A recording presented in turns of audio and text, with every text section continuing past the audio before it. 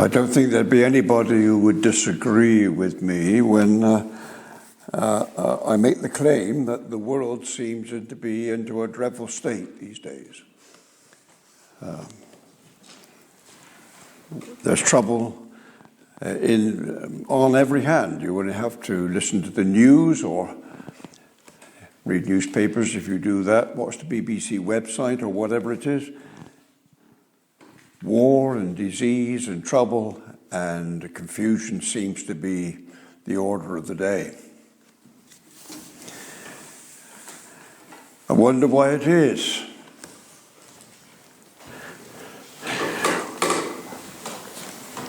I think most people would agree that we're in trouble, but I get the feeling that many people are not interested in the cause, the root cause of all this trouble and confusion.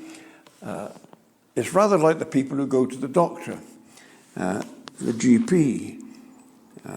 Most of them are more interested in their symptoms and getting something for their symptoms than they are in the cause of their disease and the fundamental cure. They want something to take away the pain. I remember a dermatologist coming into my gallery many years ago, and he was explaining to me the difficulties of his speciality, diseases of the skin. And he gave an illustration of how people have wrong expectations. He would get a teenage girl come in with some dreadful skin condition, and he would examine her and so on and say, well, this will take so many months or whatever it was, this course. Oh, she said, I've got a date this evening. She really expected that she'd see this have this consultation, and the chap would give her some cream which she could rub on at 10 o'clock in the morning, and by 7 o'clock the skin would be cured. She wasn't interested in what was behind it or what the real cure was. She just wanted to be released from her symptoms. And I guess we're all a bit like that. We want a tablet to take away the discomfort. We'd like it put right very easily. But GPs, doctors, consultants who go for the symptoms and don't bother too much about the causes are very dangerous doctors. Indeed, they're worse than dangerous. They should never be in that profession. I remember a GP in America looking at me, and he said this and this and so on. He said, what you need is this, and he mentioned a drug. But he said, before I prescribe it, he said, I'll take a blood test. Because, he said, it could be that the underlying cause here is trouble with a certain gland. And I'll take a blood test. And he said, of course, this is America. He said, if you ring me at 7:30 tomorrow morning, he said, I'll tell you the result. And I rang at 7:30 the next morning, and he said, you take the drug. It's not that gland. But he had to make sure before he masked that possible trouble with this drug. I remember this very same drug that this doctor was talking about and gave to me. I remember sometime later staying with a friend, and he had bad asthma. And we were talking about his medication, and he was taking a certain drug for a certain disease. And I said, you should never be taking that. He said, why? I said, well, you've got asthma. That drug, which I knew about, had a very bad effect on the lungs and could be fatal. He talked to his doctor and he was immediately taken off. You see, if you just play with symptoms and you don't go for causes, you could be in trouble. Why is the world in such a state? Why is mankind like it is? I mean, take the last century. 100 years ago, they were talking, were they not, about the war to end all wars. And the soldiers were coming home to a country fit for heroes to live in. Well, it wasn't the war to end all wars, was it? It was just postponing that war for another 25 years until the real war took place in 1939. But that war didn't end it either. I can remember the Korean War, the Vietnamese War. I think there's been some wars in Iraq and Iran and Kuwait. And there's something going on in Ukraine as I speak to you. Why is it like this? Man is so clever. Bit of plastic. A bank card, yeah. Debit card. That's a remarkable piece of plastic, I'll tell you. Do you know what's inside there? There's a huge amount of wire in there. There's a computer in there. And there's all sorts of things in there that I don't know. That communicates by electronic means with a place in London. Well, I think it's in London, but they won't tell me where it is. It's highly secret. Man is very clever, isn't he? Inventing that. Getting men on the moon. Why can't he live in some kind of peace? He's so clever. Why can't he sort it out? What's the trouble? Well, causes. What's the cause of all this trouble? If you ask the men at Cambridge, many of them, they'll tell you it's all to do with the survival of the fittest and fate and all that kind of thing. If you ask politicians, they'll talk about conditions and housing and education and all that kind of thing. The philosophers will have their ideas. They're dealing with symptoms. This morning, I just want to take you to what I'm sure is the cause.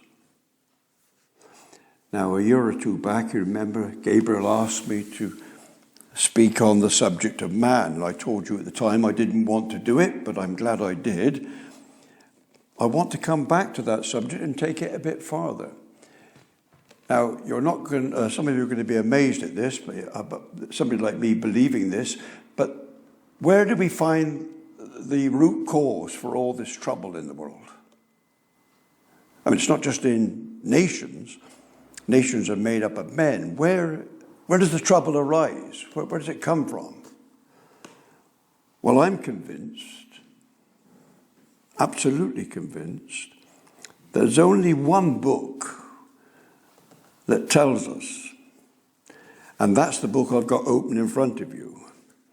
And what is more, the Bible, I am convinced that the first 11 chapters of Genesis have got within them the seed of all the root cause of all the trouble and sickness and sorrow and misery and wretchedness that's in the world. It's not just in Ukraine, you know. There are people in Italy this morning as I speak. Their lives are an utter mess and they're in terrible pain and anguish, even as I speak. I know round here they probably got very nice houses and 2 or 3 cars in the drive with very late number plates. Very good. But their hearts are aching in many cases. I tell you, I'm sure it's so. Why? Well, I say the first 11 chapters of Genesis will tell us. Let me briefly remind you. First chapter, God created. Let's get that fact down first of all. God created. Chapter 3, man rebelled and fell. Read Genesis 3 and see the curse that you find laid out by God upon mankind for the fall. Let me just give you one example. I've done a lot of gardening in my time, and I've known people who've come late in life who want to start a garden. and they have judged gardening by what they see on the telly. You know what happens on the television. A lorry load of men and women turn up with all the kit and all the equipment and all the expensive plants. They labour away for 25 minutes. And after the 25 minutes, they've set up a garden. It's all blossoming lovely. The decking is down. Everything is wonderful. What they don't do is come back in 3 months, 6 months, a year's time. Actually, if they came back the next morning, they'd find some things that I've found. I put out bedding plants. They look lovely at 6 o'clock in the evening. 6 o'clock in the morning, they're dying. Why? Because cutworms eating it. Pests, diseases. That planking is rotting away underneath. Blight has come. Oh, Genesis 3. Gardening is not what you see on television. It's what you read in Genesis 3.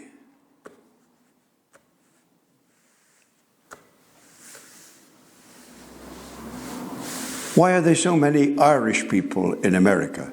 Because of potato blight in the 19th century. A small spore born on the wind in the summer, early summer, in the damp atmosphere of Ireland. The spore settles on the leaves of the potato plant. And when the farmer digs the potatoes, unknown to him, the spores just touch the surface of the potato. That's all. He puts them in a sack and in a clamp, and he goes back a week later, and they're a rotten mess. The blight has destroyed them. The potato famine in Ireland, in the 1840s, I think it was. That's why there was a mass exodus to America.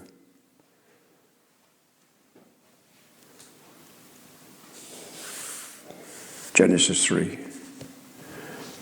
What's Genesis 3 about again? God gives the cure. I'll come back to that. What's Genesis 4 about? Murder. Man's going to pieces very rapidly. What's Genesis 6, 7, 8, and 9 about? The wickedness of man is so bad that God says he will flood the world and destroy it. I know the clever people today laugh at these 11 chapters. We'll come to chapter 11 now. I know they laugh at it, and I believe Satan is behind it, because I think they're very important chapters, because they tell us the root cause of our trouble. And the chapter I've got before you this morning, well, the verses I've got for you, are in Genesis chapter 11. I believe this chapter, these first few verses, these verses 1 to 9, go a long way to telling us why we're in such a mess today. Genesis chapter 11, verse 1. And the whole earth was of one language and of one speech. And it came to pass as they journeyed from the east, this is men, that they found a plain in the land of Shinar, and they dwelt there. And they said to one another, Go to, let us make brick, and burn them thoroughly. And they had brick for stone, and slime or bitumen for mortar. And they said, Go to, let us build a city and a tower, whose top may reach unto heaven. And let us make a name, lest we be scattered abroad upon the face of the whole earth.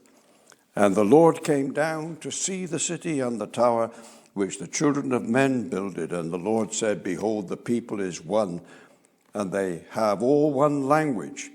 And this they begin to do, and now nothing will be restrained from them which they have imagined to do. Go to, let us go down, and there confound their language, that they may not understand one another's speech. So the Lord scattered them abroad from thence upon the face of all the earth, and they left off to build the city. Therefore is the name of it called Babel, because the Lord did there confound the language of all the earth, and from thence did the Lord scatter them abroad upon the face of the earth. Now, just in case you thought that I was being a bit over the top about the troubles and so on we're in, let me just read to you some lines that a man wrote. I wonder if you know who this man is. He's a well-known man, and I wonder if you know when he wrote them. And he wrote this: profaneness, riot, lust, and pride are signs that mark the present times. Profaneness, riot, lust, and pride are signs that mark the present time. Well, that was written in the 1700s by a man called John Newton. That's what John Newton saw as he looked out of his window. I agree with John Newton, but I don't think it's just in the 1700s. I think those are the marks of our present time. Why? Well, I've briefly gone over it, Genesis 1 to 11. What does this Genesis 11 have to say about this?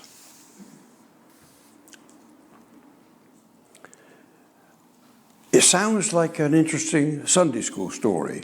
You can have it on the chart next time I come. The Tower of Babel, nice story for the children. I believe there are fundamental, far-reaching principles in this chapter, and I'll just put them to you. First of all, you've got to realize what's going on here. The whole earth was of one language, one speech. It came to pass, they journeyed, and so on. You've got to realize that there's a word that's not written here, but this is what's going on. What's going on here? Rebellion.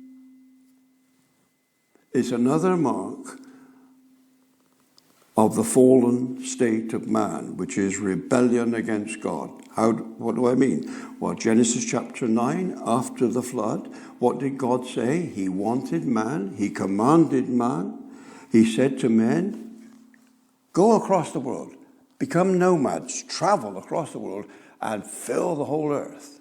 This is what God commanded, Genesis chapter 9.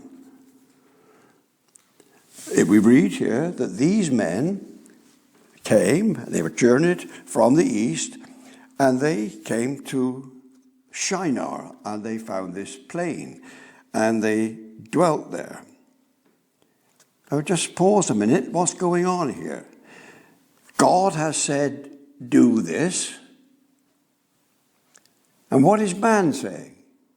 No, we're going to settle here. We're not going to keep moving.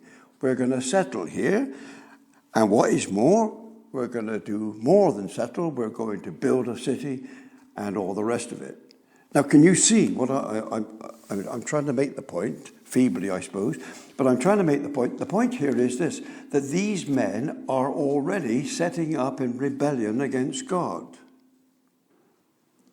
It comes from the fall. This is what Adam did. He rebelled against God. And that's why the curse of Genesis 3 came in. That is why the flood came in. And here we see another episode. After the flood, men have still not learned. They're saying to God, in effect, no, you want this, you command this, but no, we're having it this way.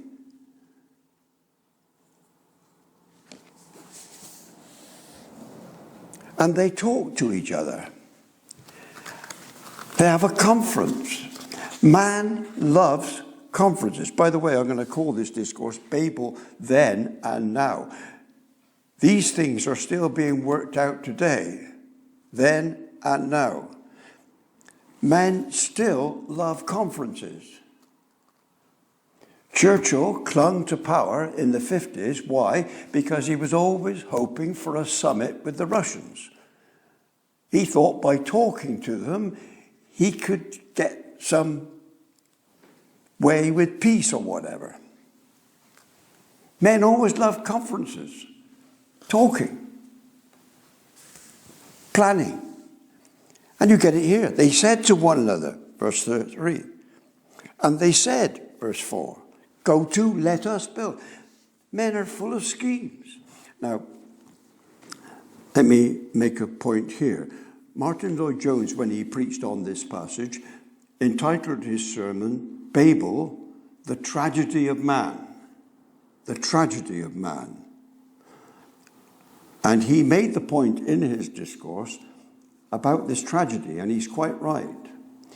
He made the point, and you look at it here, and you can see from this passage, Genesis 11, you can see how smart man is. God created man with tremendous powers, and even after the fall, he still possesses those powers. You know, this bit of plastic, I mean, I just stick it on the old machine and it beeps. But the people that have thought this out, and the amount of engineering that is in this bit of plastic, is phenomenal. And I'm not belittling it. I've driven here today in that piece of metal out there. How it works, I've got a rough idea. But the engineering, the skill in the thing that made that work. These electric lights, you know. Somebody's got some brains, haven't they? Man's got brain. What do we see here? Look. And it came to pass that they journeyed, they found a plain, and they said, we'll make some brick. Where did they get that from? Where did they get it from? Well, I don't know. But I don't think it takes a genius to work it out. The tragedy of man is, though he is so bright, this is Lloyd-Jones's point, the tragedy of man is, though he's so bright, it goes wrong. A man can send a rocket to the moon, but he can't control his pride or his jealousy. What's gone wrong? Now, where's the skill of man here? Well, I can only assume, I don't know what you think, they saw the effect of the sun on clay. They observed that when the sun baked clay, it became very hard. And so they said, look, and they called it brick. Bedford, where I used to live, is full of brickworks. The clay there. The London Brick Company. Plenty of clay in London. Bricks. Somebody must have observed it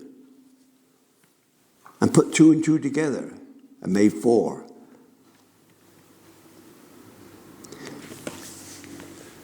You remember Jenner? He lived in a time when smallpox would cause tremendous damage, hurt, death, leave tremendous sores and scars upon men and women. I remember in the 50s, there was a smallpox outbreak in England. And I remember one Saturday, as a boy queuing up at Speedwell swimming bath to get a jab against smallpox.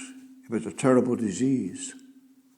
But Jenner noticed that a certain class of people, milkmaids, didn't catch smallpox. And he wondered why. And it was because, of course, they were handling cattle.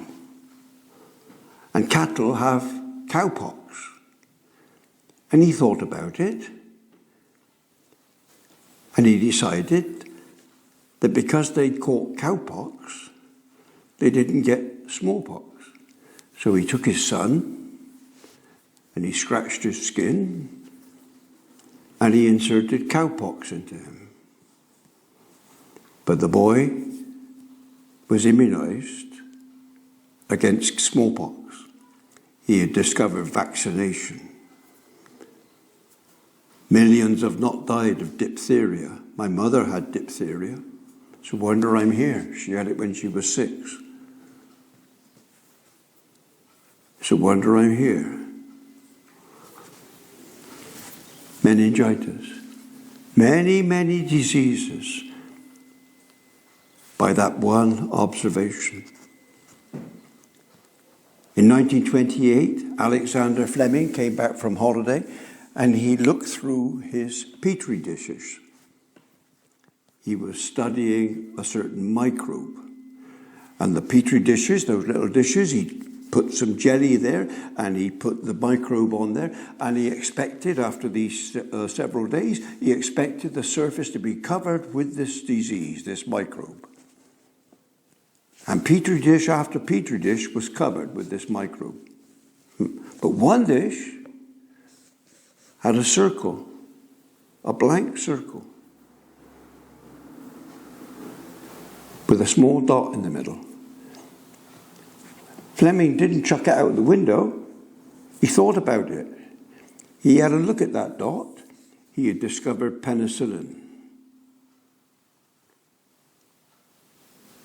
Penicillin.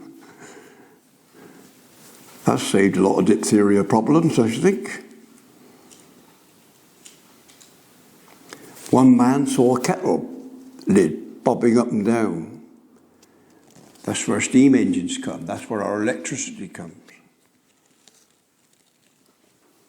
Man is very clever. But he can't control the lust and the profaneness. Why not? Anyway, he says, with his skill and wisdom, this will help him to resist God even further than he was already planning to do. And this manifests itself like this. We're going to build a city, and we're going to build a tower. Do you know, it's remarkable. There is within man this desire to build high and to build great. It's not just you're in Babel, in China. For example, if you took a helicopter flight low over South America, over the tropical forests in Mexico, what would you see? Well, you would see an enormous number of trees, tremendously green and vibrant and luxurious. But if you notice, as you flew over there, you would see, strangely, in the middle of these jungles, buildings. Men have examined these buildings, and if you go down into the jungle, into these buildings, this is what you find.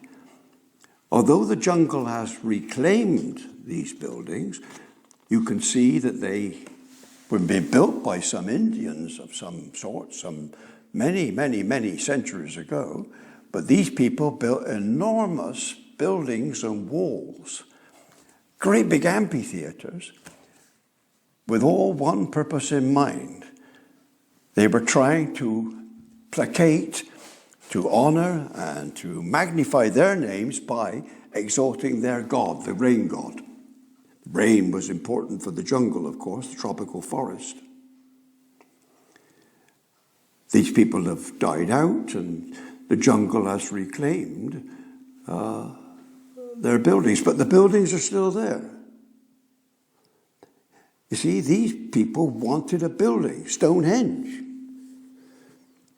They dragged these stones from Wales. Why? Buildings. Why?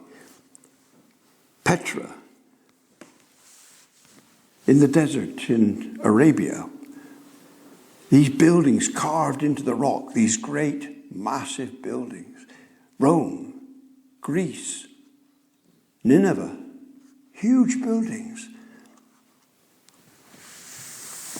In our own times, what's the skyline in Seattle, or New York, or London, or Hong Kong, or Dubai? What is it? Up, up, up. Massive buildings reaching up into the sky. It's built in man. They want to get up, a name for themselves. This is the biggest building in London, tallest. This is the biggest, tallest building in Europe. This is the tallest building in the world. It's in man. You see it here in Genesis 11. Adolf Hitler. What was his great concern, his great interest in the Second World War? Well, of course, it was the war in the East, yes, of course. Yes, but that's not his real main interest, but he had to fight that, yes.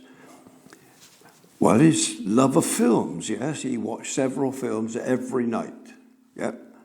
But his great love, he never gave it up, he was always doing it, was talking to his architect, Speer, about the great city that he was going to build at Linz and in Berlin. He was going to build a city that would outdo Rome, that would outdo Athens. It's been said about Speer that no building was tall enough, no hall was large enough.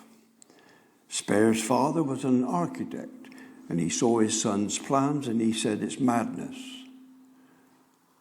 Hitler lost himself in the fantasy of building a city that would mark 1,000 years Reich. I put it to you that he was living Genesis 11 all over again. It lasted from 1933 to 1945 when it ended in rubble.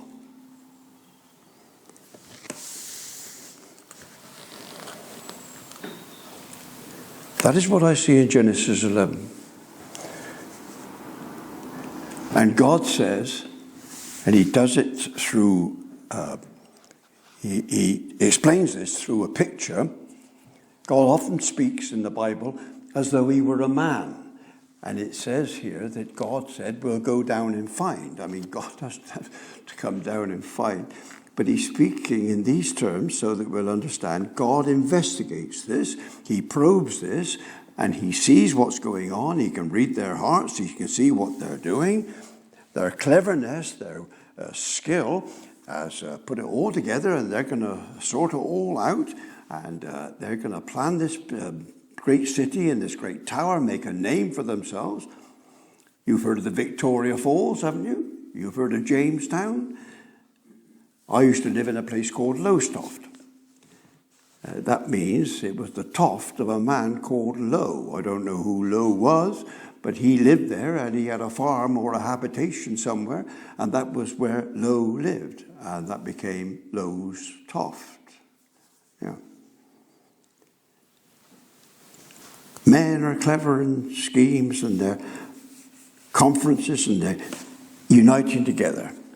I mentioned 100 years ago, end of the First World War, Woodrow Wilson brought into the world that wonderful organization called the League of Nations. So that was going to solve all the problems and take away all the wars that ever should be.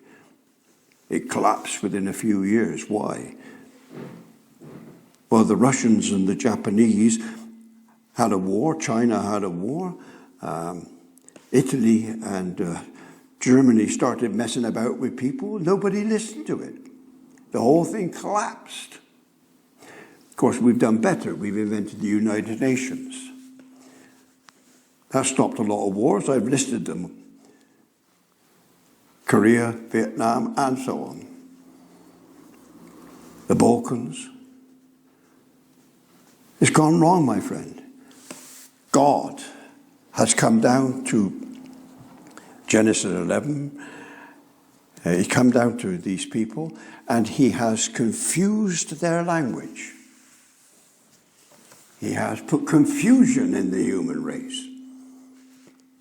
It's a very interesting opening verse. And the whole earth was of one language and one speech. And God has confused that one language and one speech, so men find it difficult, more difficult than it used to communicate with each other.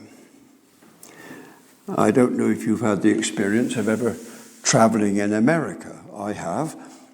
And I remember once saying something in a conversation.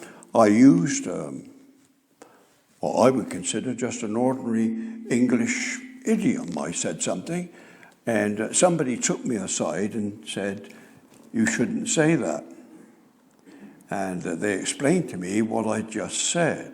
What I said was, in UK English, was perfectly acceptable.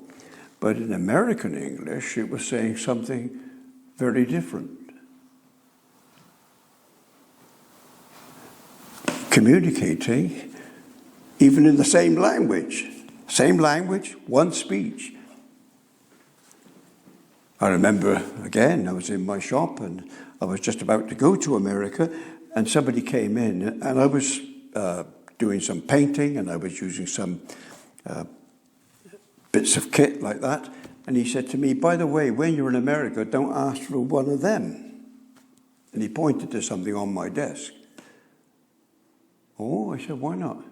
He said, "Because it means something very different over there." Same word.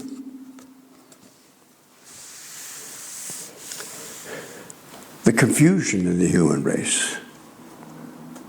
Nixon, I've told you this illustration before, but I remind you of it.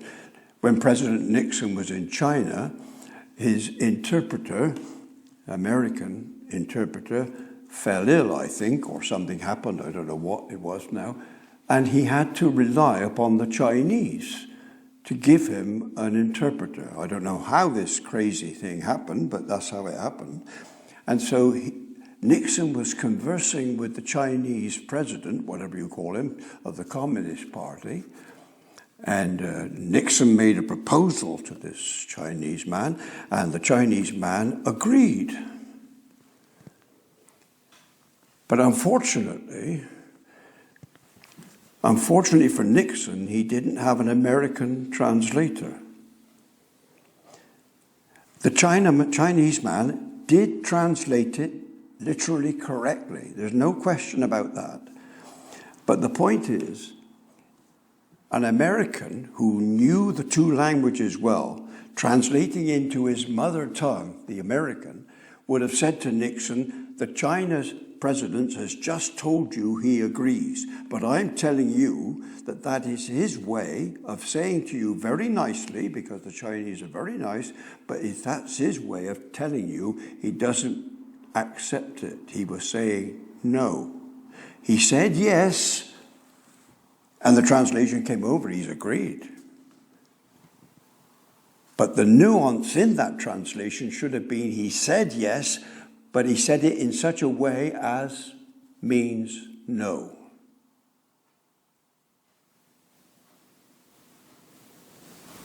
You know this when you read a book.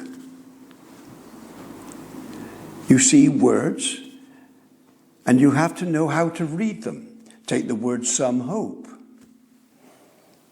Some hope, yeah, it could be a glorious thing. That's some hope, that is. But I use the word "some hope" to mean that there's no chance of it. Where does this confusion come from? And of course, the confusion spreads into the human race. Why is there so much confusion and disorder? Newton's word, profaneness, lust, pride, boasting, want a name for ourselves. It comes from the rebellion with God and his visitation and judgment. One thing I have missed out, and I must bring this out before I finish. The early chapters of Genesis not only give us the cause of all this trouble, I won't go over it again, but they bring us the cure.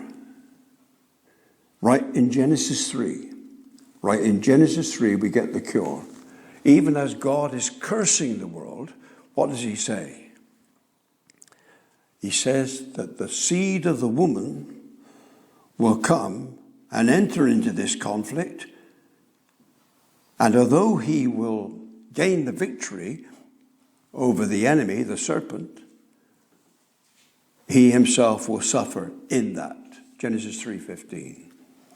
God illustrates it by slaughtering the animals to cover Adam and Eve with skins. All this is a picture of the Lord Jesus Christ. Now, it's only in seed form in Genesis 1 to 11. It's only in the elements of it. It takes the rest of the Bible to work it out. It gets clearer and clearer as you go through the Bible. When you come to the prophets, when you come to the law, first of all, the law, as Gabriel was saying earlier this morning, the law had these shadows, these pictures, these illustrations of Christ.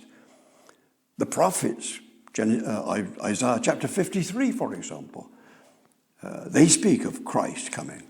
Then you get the Gospels with Christ, and then you get the letters explaining the glories and the wonders of Christ in his salvation.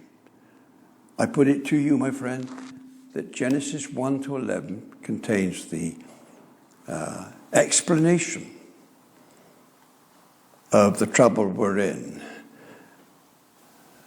The cause of it is our rebellion against God. And it's not just true for nations. As I said before, nations are made up of individuals.